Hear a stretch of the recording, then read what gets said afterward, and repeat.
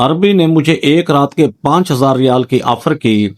मैं शादीशुदा भी थी, फिर भी मेरी नीयत बदल गई और उस रात मैं उसके घर रुक गई। अरबी को बहुत कम नजर आता था, लेकिन जब मैं रात उसके घर रुकी तो मेरे होश उड़ गए, क्योंकि उस अरबी ने मुझे 8 बार। मैं अपने शौहर के साथ सऊदी अरब में रहती थी। हम दोनों ज्यादा पढ़े लिखे ना थे। शौहर फैक्ट्री में नौकरी करता था, मगर ज्यादा पढ़ा लिखा ना होने की वजह से तनख्वाह थोड़ी थी। घर का गुजारा हम दोनों बड़ी मुश्किल से करते थे और अल्लाह का शुक्र अदा करके जो मिलता खा पी कर सो जाते थे। लेकिन जैसे जैसे दिन गुजरने लगे, पैसों की शदीद किल्लत होती चली गई। मैंने इर्द गिर्द कुछ औरतों से मशवरा किया तो एक औरत ने बताया कि एक अरबी के घर मुलाजमत की जरूरत है, खाना पकाना होंगे, क्योंकि अरबी के घर में और भी औरतें काम करती हैं, सिर्फ बर्तन धोने की जरूरत है। मेरे लिए यह काम बहुत आसान था, लेकिन अरबी के घर काम करके मुझे थोड़ा डर भी लग रहा था। मेरे चेहरे पर परेशानी के आसार देखते हुए कहने लगी, घबराओ मत, अरबी अंधा है। वो बेचारा तो बस सारा दिन एक सोफे पर बैठा रहता है। उसकी बीवी कुछ अर्सा हुआ फौत हो गई है। एक तो अब उसकी उम्र भी काफी ज्यादा हो गई है, दूसरा अब इस उम्र में कौन उससे शादी करेगा। आगे तुम्हारी मर्जी। अगले रोज मैं उसके पास दोबारा गई और उसे अरबी के घर चलने को कहा। वो अरबी तो बहुत अच्छा इंसान था। उसने मेरी भी अच्छी तनख्वाह रखी थी। जब मैंने अपने शौहर से इस नौकरी के बारे में बताया तो वो बेहद खुश हुआ। कहने लगा, अगर हम मिलकर दोनों मेहनत करेंगे तो घर के खर्चे के अलावा कुछ पैसे बच भी जाएंगे। मैं भी दिन भर फारिग ही होती थी, इसलिए घर के सारे काम सुबह ही निपटा कर मैं उस अरबी के घर चली जाती। उस अरबी की एक छोटी सी बेटी थी, यही कोई 10 साल की होगी। घर की बाकी मुलाजमाएं थोड़ा बहुत उस पर तवज्जो देती। वैसे भी पराई औलाद को कौन गले लगाता है। मैंने अरबी के हालात देखते हुए उसके घर की सारी जिम्मेदारी उठा ली।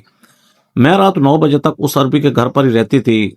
मैं सुबह 10 बजे से लेकर रात 9 बजे तक उस अरबी के घर पर ही रहती थी।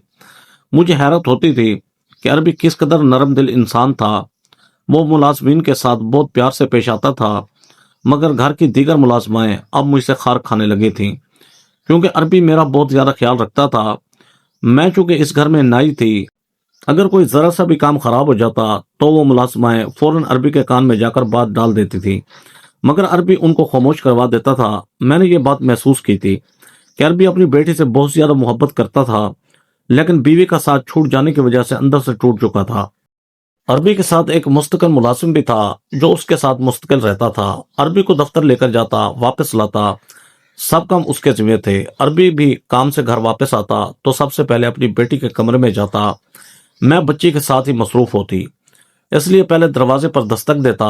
मैं फौरन से ठीक होकर बैठ जाती, फिर ही वो दरवाजा खोलता था। फिर अपनी बेटी को प्यार करता, मुझसे भी पूछता था कि बच्ची ने तंग तो नहीं किया, इसने खाया पिया है ना। अरबी अपनी बेटी पर जान छिड़कता था। अरबी पूरे दिन की रूटीन मुझसे पूछता था। मैं भी उस अरबी को सारे दिन की रूटीन बता देती थी। एक रात को जब मैं घर जाने लगी तो कहने लगा कि 1 मिनट रुको। फिर उसने अपनी जेब से बटवा निकाला और मुझे 3,000 रियाल पकड़ा दिए। ये देखकर मैं हैरान सी रह गई थी। हालांकि उसने मेरी तनख्वाह बहुत अच्छी रखी थी और 5,000 रियाल कम पैसे नहीं थे। मैंने एक नजर अरबी की तरफ देखा था, मेरी आंखों में हैरानगी थी। कहने लगा, ये रख लो, तुम्हारे काम आएंगे। मैंने कहा कि नहीं साहब, आपने जो तनख्वाह तय की है वो भी बहुत है। मेरी बात सुनकर वो हल्का सा मुस्कुराया। कहने लगा, मैं अपनी खुशी से दे रहा हूँ, ये रख लो। मैंने वो पैसे पकड़ के अपने पर्स में रख लिए। मैं फिर जाने लगी। जैसे ही मैं दरवाजे तक पहुंची तो मुझे कहने लगा, बात सुनो। मैंने कहा, जी कहिए। वो कहने लगा, इस बात का जिक्र दूसरे मुलाजमीन से मत करना और किसी को ना बताना कि मैंने तुम्हें पैसे दिए हैं। कुछ देर तो मैं उसकी बात सुनकर सोच में पड़ गई थी। फिर मैंने इस बात में सर हिला दिया और वो आहिस्ता आहिस्ता चलता हुआ कमरे से चला गया। लेकिन न जाने क्यों उस रात मैं बड़ी बेचैन सी रही थी। एक तो अरबी का मुझे 5,000 रियाल देना और दूसरा इस बात का दीगर मुलाजमों से छुपाने का कहना, ये दोनों बातें ही मेरे सहन को उलझाने लगी थी। फिर मैंने कहा कि शायद अरबी समझता होगा कि दूसरे मुलाजिम अपना काम खुश उसलूबी से नहीं करते, और मेरी मेहनत और खलूस को देखते हुए अरबी ने मुझे 5,000 रियाल तनख्वाह दी होगी और आज बोनस। लेकिन कुछ दिन बाद मेरी हैरत की इंतहा ना रही, जब कुछ दिन बाद अरबी ने फिर 1,000 रियाल के नोट निकालकर मेरी तरफ बढ़ा दिए। जब दूसरी बार अरबी ने मुझे रियाल दिए थे, इस बार तो मेरे दिल में शक व शुबात आने लगे। आखिर अरबी मेरे साथ इतनी मेहरबानी क्यों कर रहा था। मैंने वो रियाल उस अरबी को वापस पकड़ा दिए। मैंने कहा मुझे ये नहीं चाहिए, आप क्यों मुझे रोज रोज इतने पैसे दे रहे हैं। मैंने फटाफट से अपनी चादर को ठीक किया। कहने लगा कि आप मेरी बेटी का बहुत ज्यादा ख्याल रखती हैं, इसलिए। मैंने कहा वो मेरी ड्यूटी है और उसके पैसे मैं लेती हूँ, और जो उसके अलावा जो काम है मुझे तनख्वाह मिल जाती है। बहरहाल मैंने उस दिन उस शख्स से कोई पैसा नहीं लिए और वापस घर आ गई। लेकिन अगले ही रोज जब मैं उसके घर गई तो मैंने देखा कि वो अरबी आज दफ्तर नहीं गया था, बल्कि घर पर ही था और अपनी बेटी के पास ही बैठा था। जब मैं आई तो वो कहने लगा कि इतनी देर से आई हो, आपको पता है मेरी बेटी को बुखार चढ़ा हुआ है। उसके लहजे में सख्ती भी थी और थोड़ा लहजा सख्त भी था। मैंने घबराकर जब घड़ी की तरफ देखा तो पूरे टाइम पर आई हूँ, मैं इसी वक्त ही आती हूँ। मैंने कहा मैं तो अपने वक्त पर आई हूँ। फिर वो मुझे कहने लगा कि इस चीज के पैसे मैं आपको दे रहा हूँ कि आप मेरी बेटी का ख्याल ज्यादा रखा करें। देखो सुबह से इसको बुखार है, इसको तो माँ भी नहीं है जो इसकी परवाह करे, इसलिए मैंने आपको मुस्तकिल नौकरी पर रखा है ताकि काम के साथ साथ मेरी बेटी की अच्छे से देखभाल हो सके, वरना मुलाजिम तो मुझे और भी बहुत मिल जाएंगे। आपको इसलिए नहीं रखा कि आप 12-12 बजे तक आएं और मेरी बेटी बुखार में जलती रहे। मैंने फटाफट से उसे अरबी से लेकर अपने पास बिठाया। थोड़ी देर बाद ड्राइवर डॉक्टर को घर पर लेकर आ गया। मैं समझ गई थी कि अरबी के पास पैसा बहुत है, जो अरबी ने डॉक्टर को घर पर बुला लिया है। डॉक्टर के जाने के बाद मैंने बच्ची को दवा पिलाई और उसके बिस्तर पर लेट गई कि मुझे अरबी ने ताकीद की थी जब तक बच्ची ठीक ना हो आप घर मत जाएं। मैं सारे काम छोड़कर उस बच्ची पर तवज्जो देने लगी। पूरा दिन मैं बच्ची को संभालते संभालते गिन चक्कर बनी हुई थी। कभी उसे दवा पिलाती, कभी नरम ग़िज़ा बना कर देती, मगर बुखार की वजह से वो बहुत चिड़चिड़ी हो गई थी। वरना तो मेरी बात मान लेती थी, लेकिन आज तो जैसे तंग ही किया जा रही थी। मैं रात तक बिल्कुल थक चुकी थी। जैसे अरबी आया, मैंने जाने की इजाज़त मांगी तो मुझे कहने लगा कि ये बात मुनासिब तो नहीं लग रही, लेकिन मैं भी मजबूर हूँ। अगर आप आज की रात मेरी बेटी के साथ रह लें तो ये आपको मुझ पर बहुत बड़ा एहसान होगा। मैंने कहा कि मैं कैसे रह सकती हूँ आपकी बेटी के साथ। मेरा शौहर 9 बजे वापस आ जाता है और मुझे उसे खाना देना होता है। ये सुनकर मैंने देखा कि अरबी के चेहरे पर अजीब से तासुरात रोनुमा हुए। कहने लगा आप क्या शादीशुदा हैं? मैंने कहा हाँ। मेरा जवाब सुनकर उसका चेहरा बुझ सा गया था। फिर एकदम ही उसने बात बदली और कहने लगा कि आप अपने शौहर से कह दें कि एक रात के लिए आपको यहीं रहने दें, क्योंकि मेरी बच्ची आपसे बहुत मानूस हो चुकी है। रात भर मैं कैसे इसे संभाल सकता हूँ? फिर आप इसकी दवा के बारे में भी अच्छी तरह से जानती हैं। मैंने कहा ठीक है, मैं अपने शौहर से पूछ लेती हूँ। मैंने मोबाइल निकाला और अपने शौहर से कहा तो वो कहने लगे कि ठीक है, तुम आज की रात रुक जाओ वहाँ, मैं खाने पीने का खुद बंदोबस्त कर लूँगा। रात भर मैं इस बच्ची को संभालती रही और अगले दिन बच्ची काफ़ी हद तक संभल चुकी थी। फिर मैं जब वापस जाने लगी तो अरबी ने मुझे 2000 रियाल पकड़ाना चाहे। मैंने कहा ये आप क्यों दे रहे हैं मुझे?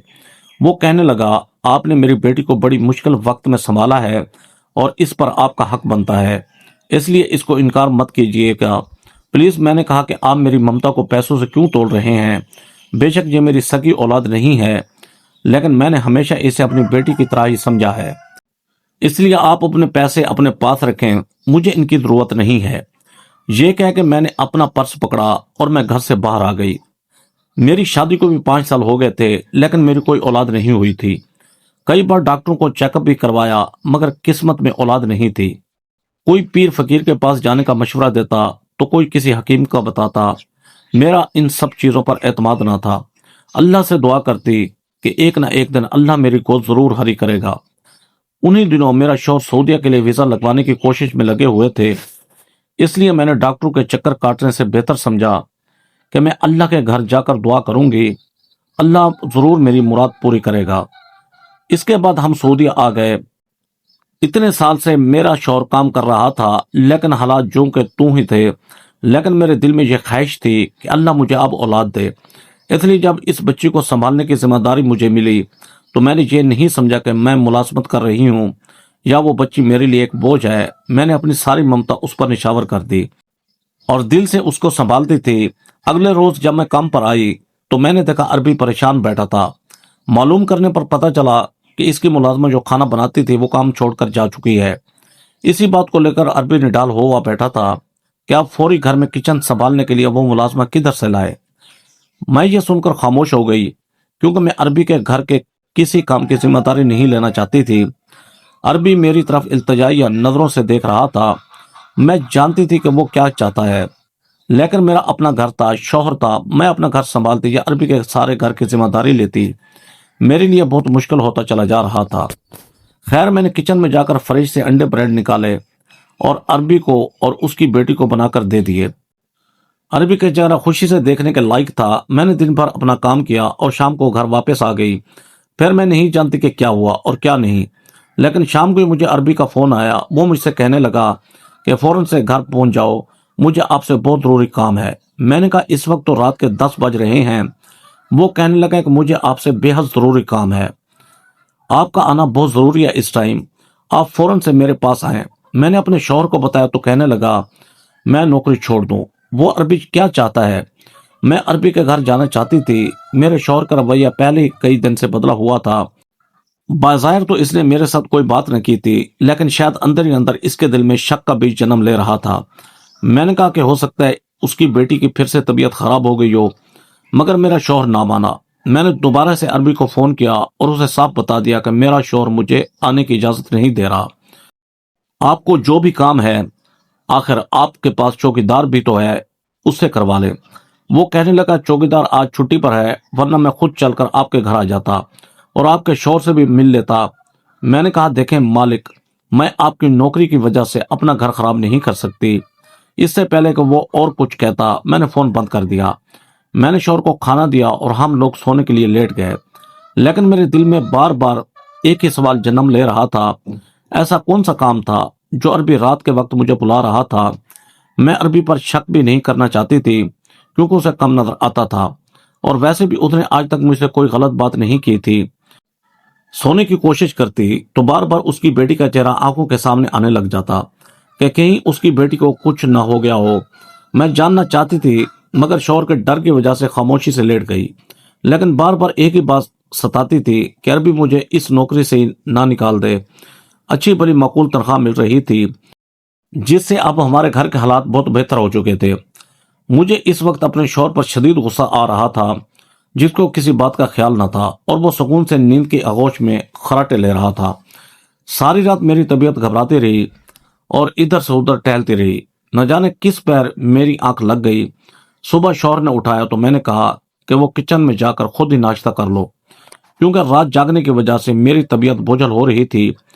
10 بجے کے قریب میں اٹھی، شوہر کام پر جا چکا تھا۔ میں تیار ہوئی اور ناشتہ کر کے عربی کے گھر کی طرف چل پڑی، لیکن وہاں پہنچتے ہی میرے ہوش اڑ گئے۔ عربی کے گھر کے باہر کافی سارے لوگ جمع تھے۔ میں نے جلدی سے شوہر کو فون کیا اور عربی کے گھر آنے کا کہا۔ تھوڑی دیر بعد میرا شوہر وہاں پہنچ گیا۔ عربی کے گھر کے باہر کافی پولیس موجود تھی۔ میں گھر کے اندر گئی تو سب ملازم دھاڑے مار مار کر رو رہے تھے۔ معلوم کرنے پر پتہ چلا کہ عربی رات کو گھر پر اکیلا تھا اور اس کی بیٹی کی طبیعت شدید خراب تھی۔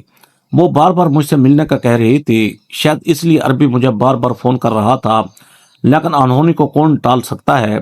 عربی اپنی بیٹی کی خاطر خود ہی گھر سے نکلا، جہاں وہ مجھے بلانے کے لیے میرے گھر آ رہا تھا۔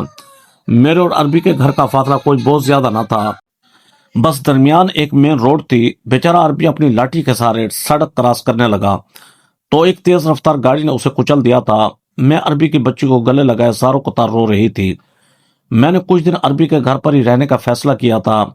مجھے اب سمجھ بھی نہیں آ رہا تھا کہ اس کی بچی کو چھوڑ کر کیسے جاؤں۔ کچھ دن بعد ایک وکیل نے آ کر بتایا کہ عربی نے اپنی جائیداد کا کچھ حصہ میرے نام کر دیا تھا۔ اس نے مجھے ایک خط بھی دکھایا جو کچھ دن پہلے ہی عربی نے اس وکیل سے لکھوایا تھا، جس میں اس نے مجھ سے درخواست کی تھی میری بچی کو پلیز تنہا مت چھوڑنا۔ وکیل کی باتیں سن کر میری آنکھوں میں آنسو جاری تھے۔ میں اور میرا شوہر مستقل طور پر عربی کے گھر پر رہنے لگے۔ اللہ نے مجھے اولاد کی شکل میں ایک بہت پیاری سی بیٹی سے نواز دیا تھا۔ قدرت ایسی اپنے رنگ دکھاتی ہے جو انسانی عقل سے بہتر ہوتے ہیں۔ دوستو، کمنٹ باکس میں اپنی رائے کا ضرور اظہار کیجیے گا کہ یہ سٹوری آپ کو کیسی لگی۔ ایسی سبکوں سٹوری دیکھنے کے لیے ویڈیو کو لائک کریں، ہمارے چینل شوکت وائس کو سبسکرائب کر کے بیل آئیکن کو دبا کر آل پر کلک کر دیں تاکہ آپ کو ہر آنے والی نیو ویڈیو کا نوٹیفیکیشن سب سے پہلے ملے۔ Thanks for watching. اللہ حافظ۔